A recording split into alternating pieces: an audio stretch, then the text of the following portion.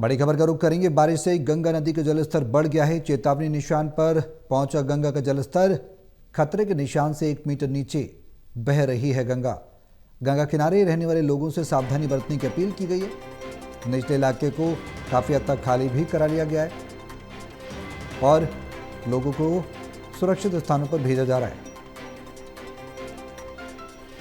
तो जिस तरह से गंगा अपना रौद्र रूप दिखा रही है,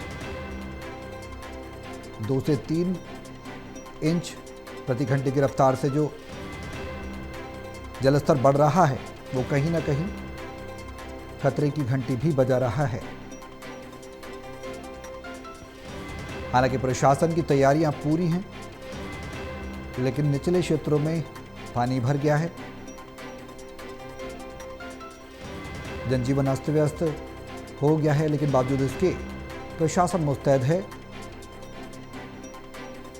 और कैसे इस परिस्थिति पर काबू पाया जाए और किस तरह से ज़्यादा से ज़्यादा लोगों को सेफर जोन में लेकर जाया जा सके, इसकी कोशिश सरकार और प्रशासन द्वारा की जा रही है।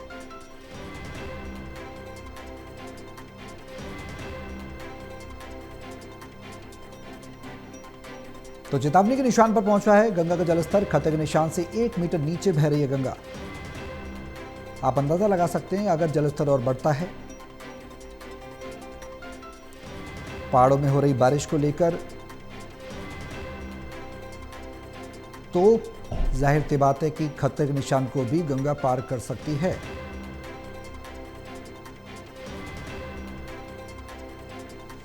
तो प्रशासन की प्रायोरिटी ये रहेगी कि पहले निचले स्थल पर जो लोग रह रहे हैं, निचले इलाकों में लोग रह रहे हैं, उनको सेफर जोन में पहुंचाया जाए, सुरक्षित स्थानों पर उन्हें लोकेट किया जाए और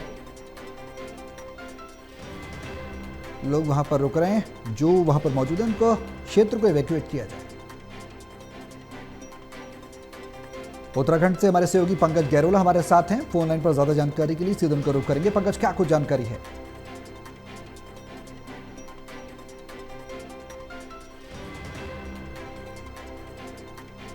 ऑरेंज अलर्ट आज भी उत्तराखंड के 7 जिलों में ऑरेंज अलर्ट है। लगातार बारिश से कहीं ना कहीं जो नदी है वो उफान पर है।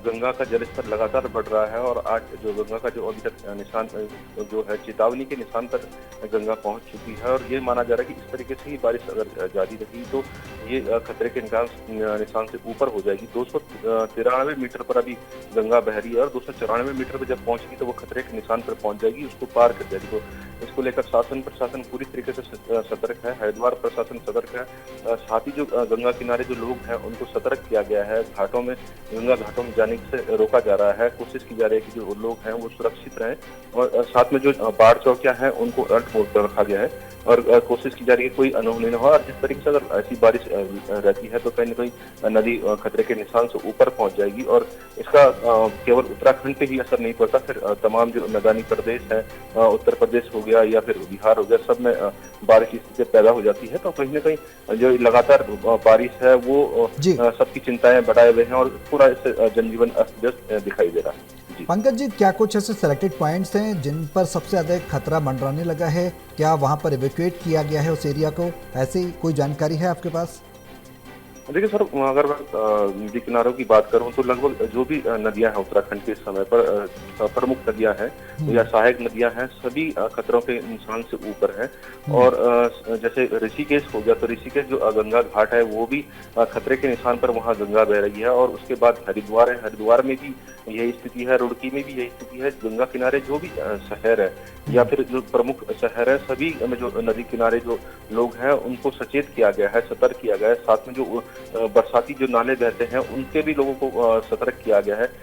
काफी जगहों से जो है नदी किनारे जो लोग रहते हैं, जो बस्तियां हैं, वहां से लोगों को हटाया भी गया है कि सतर्क किया गया है कि वो फिलहाल जब तक पानी अपने लेवल पर नहीं पहुंचता है तब तक वो अपने घरों में न जाए और उनको सुरक्षित जगहों पर रखा गया है। कोशिश की जा रही है कि जो लोग हैं वो सुरक्षित रहें।